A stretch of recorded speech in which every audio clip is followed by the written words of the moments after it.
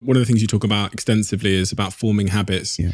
And a lot of people in my life recently, including myself, have tried to form habits, especially during the lockdown when so much of our lives was our habits were broken, our cycles were broken because we were all trapped in our houses. So whether we, had formed a habit of going to the Starbucks, then the gym in the morning or whatever, we had our habits broken. So I spent a lot of time thinking about how I could form healthier habits in my life. One of them was working out every day.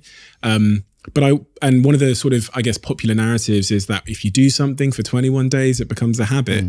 What is the truth about habits and how we form them? I mean, there's a lot of research on this and they're a little bit contradictory. Sure. So read and believe what you like. But I mean, the general feel is that if you look at why we form a habit, it's either consciously done with a belief system under, or it's unconsciously done.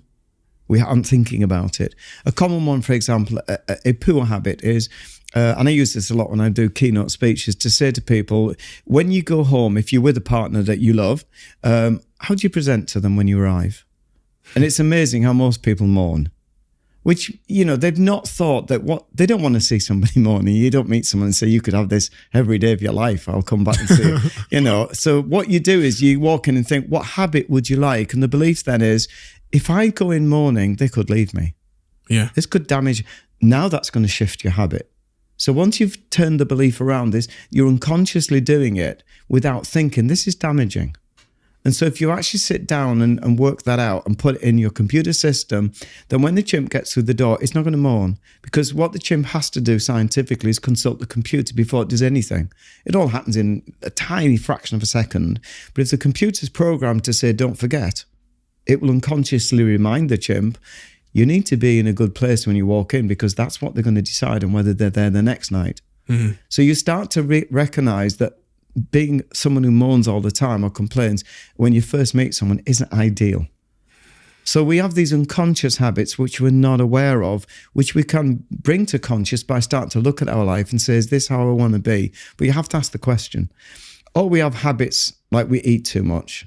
Now, these are different because the first one wasn't based on a drive. It's just based on a behavior that we've got into a pattern. The eating habit's much more complex because now you've got not only a behavior that we've got into, like eating too much or eating the wrong things.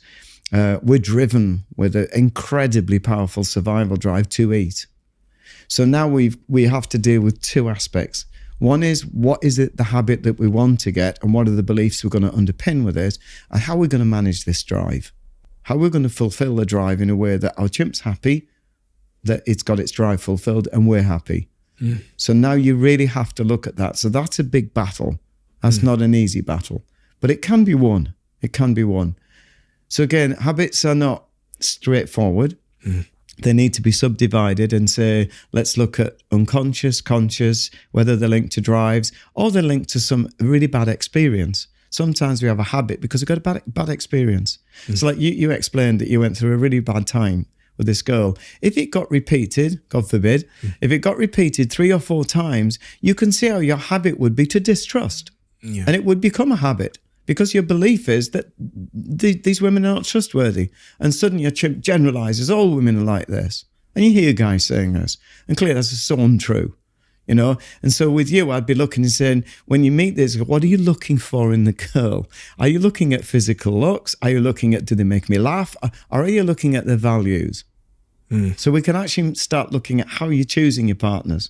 Mm.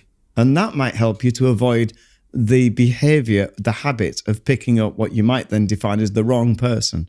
And worse, even to blame yourself then, instead of saying, right, let's analyze this. So again, there's habits there where it's based on your belief of what you've experienced, or you're letting your chimp make decisions instead of your human saying, hang on, can I make decisions from a more rational basis than just keep deciding on an emotional basis?